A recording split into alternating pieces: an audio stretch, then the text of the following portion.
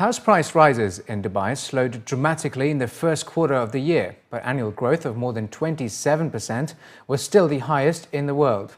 According to real estate consultancy Knight Frank's Global House Price Index, prices in Dubai rose by 3.4% in Q1 compared to 9.2% in the year earlier period.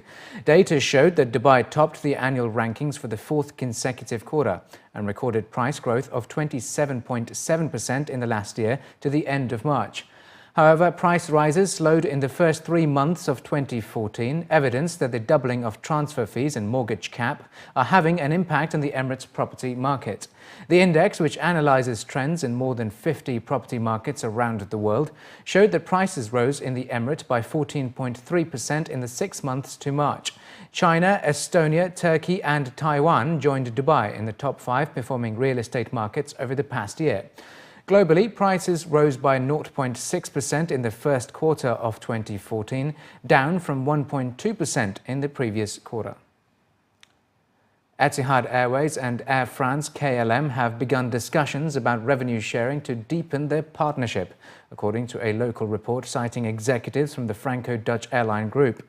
The airline signed a limited agreement in October 2012, which has since expanded to more destinations, but has not moved beyond code sharing. KLM CEO Camille Eurlings was quoted as saying that the airlines had a good relationship and they were working to deepen it further. Additionally, Etihad and Alitalia confirmed on Sunday the UAE carrier would buy up to 49% of the Italian business, which faced bankruptcy, with the deal still awaiting approval. Air France-KLM, which owns 7% of the Rome-based airline, has made an offer to inject $408 million with conditions to restructure, but the offer was rejected. According to the report, Etihad's conditions are believed to be the same.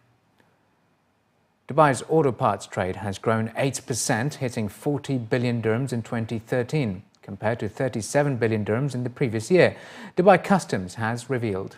Ahmed Abdul Salam Kazim, the Director of Strategy and Corporate Excellence at Dubai Customs on Monday, said the leap includes a jump of 4% in imports, which amounted to 23 billion dirhams, adding that exports and re-exports have also boosted by 13% to 17 billion dirhams.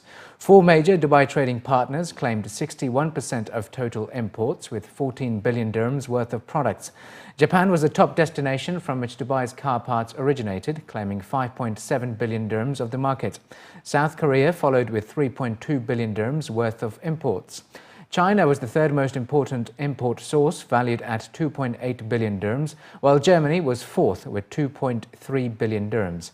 Surrounding countries topped the list of major export and re-export partners, with Saudi Arabia securing the largest share with 2.14 billion dirhams. Iraq was second with 1.1 billion dirhams, followed by Afghanistan with 836 million dirhams, and Oman came fourth with 560 million dirhams. Dubai is expected to witness widespread digital transformation over the coming years, as it aims to meet the Smart City initiative announced by His Highness Sheikh Mohammed bin Rashid Al Maktoum, UAE Vice President, Prime Minister and ruler of Dubai. However, resistance to change and collaboration remains a key challenge. At this year's JAFZA Partner Forum, senior officials from over 30 government entities took part in the panel discussions, which discussed the government initiative under the title The Smart Government Vision and Implementation. The panel was led by Her Excellency Salma Harib, CEO of Economic Zones World, together with His Excellency Sami Al-Qamzi, Director General of the Department of Economic Development, and Ahmed Julfar, Group CEO of Etisalat. Speaking during the forum, the CEO of Etisalat stated that technology will be the main driving force behind the digital evolution of Dubai. The Smart City initiative aims to create a knowledge-based and technology-driven economy. Therefore, government departments have to collaborate with service providers to enhance the quality of service for the customers. The technology is there to be used.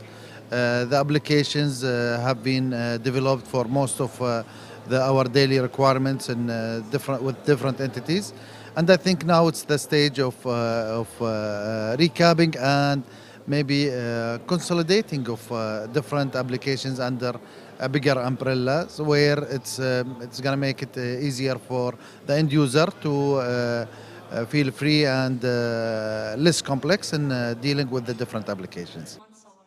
Her Excellency Salma Harib, CEO of Economic Zones World, highlighted the importance of an e-commerce platform to enhance the quality of services. EZW's Dubai Trade Portal is one of their platforms that provide more than 162 government services to their business partners, from free zone registration, license management, zone administration and online payment services, incorporating services of DP World and customs. She added that such forums allows the exchange of expertise among government service providers, which should eventually address the challenges of achieving the smart city objectives. Dubai, the smart city concept is not only an application. It has to bring many other factors in the equation. And today was one way of trying to know what are these factors and how we can achieve unity and how we can achieve a big and strong platform. The human factor is a very strong factor. Technology is not one thing.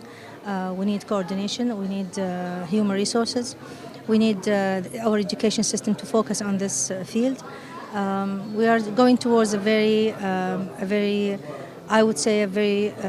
difficult stage of bringing all of this together. And this is why we need to talk to each other more frequent. We need to focus our education system on developing capabilities within this field. We also need to strengthen our technology. And all of this will pour into one ecosystem. The ecosystem is actually what we are looking for.